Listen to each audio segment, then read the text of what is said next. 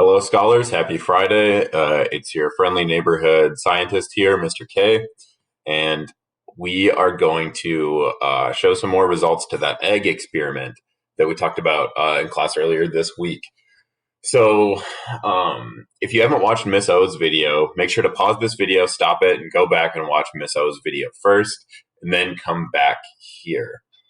So the big research question that we're trying to get after is roughly something like, how does soda affect your teeth? Or how do sugary drinks like affect like human teeth?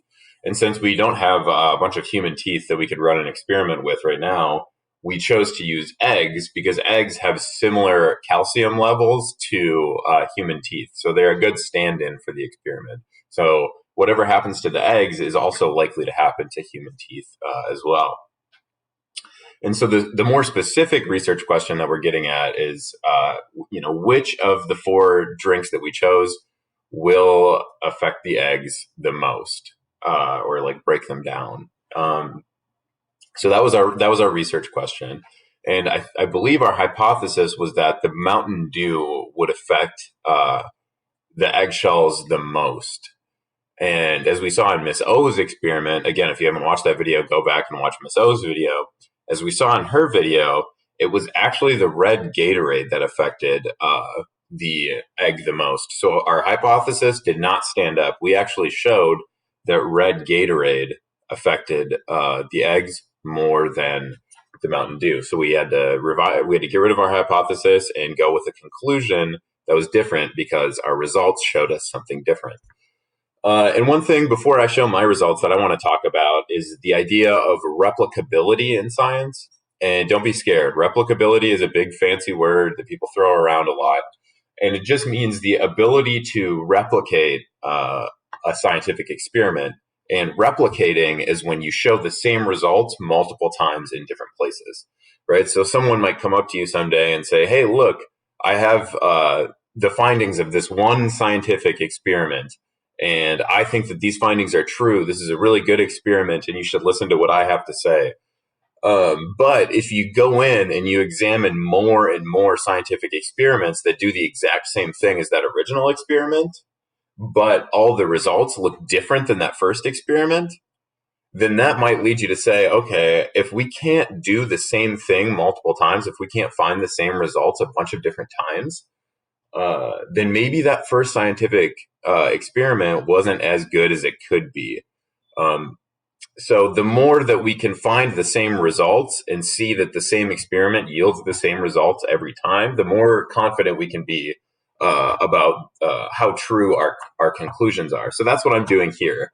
I want to make sure that I get the same results as Miss O, because if I get the same results as Miss O, we could probably say like, okay, this is a good experiment. I can trust the results of this experiment. But if Miss O and I get different results, then there might be something wrong with the experiment. So ideally, we're going to see the same thing. So let's dive in a little bit.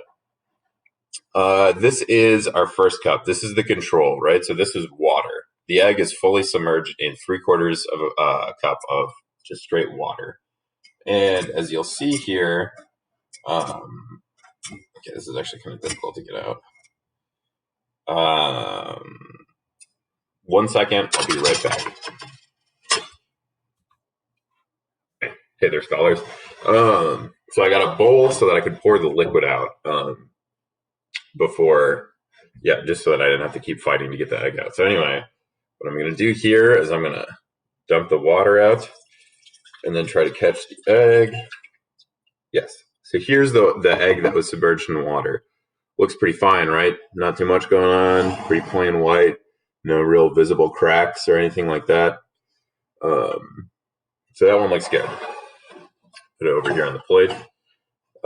No funny business. I'm not trying to hide anything. I want to make sure you see everything.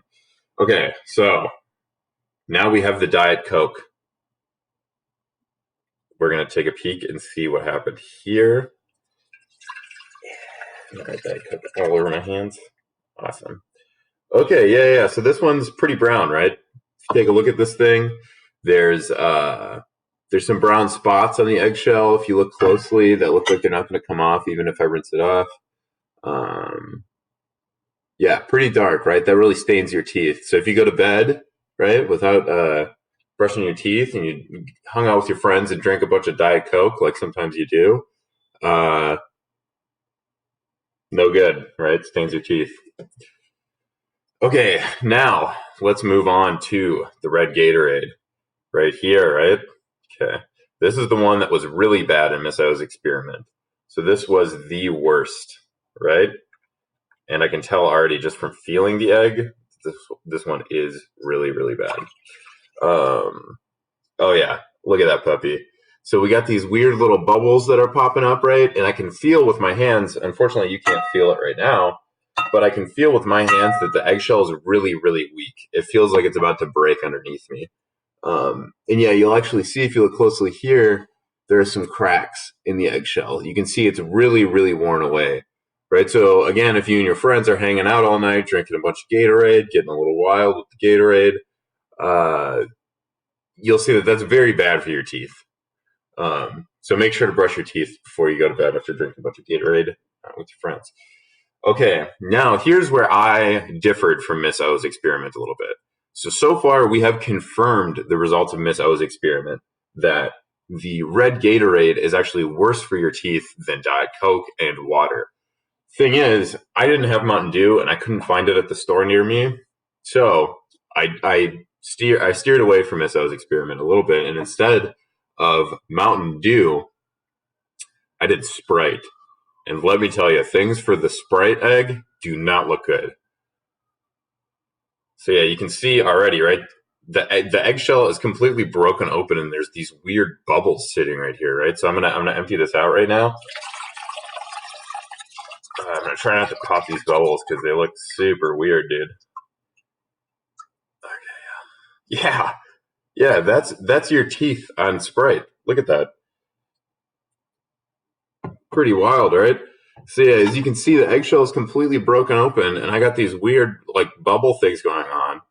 And I don't even know what these are, to be honest with you. If I was a scientist, I would really want to Google a bunch about what these things actually are and do some more research to figure out what's going on.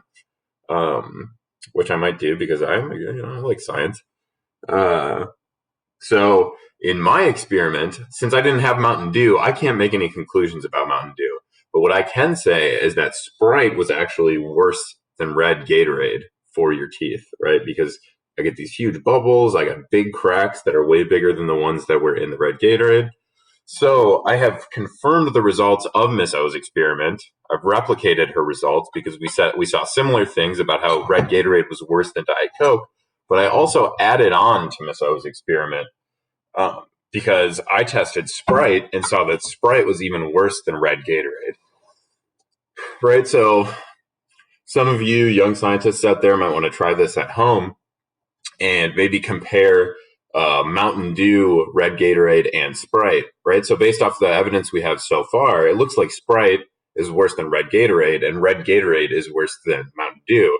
So this Sprite's probably way worse than Mountain Dew, but we don't know until we get a new experiment that actually confirms those findings. So that's the beautiful, wonderful thing of science. It's never over. There's always more to continue adding on. So keep that in mind. Have a lovely weekend. Thank you for watching. Bye bye.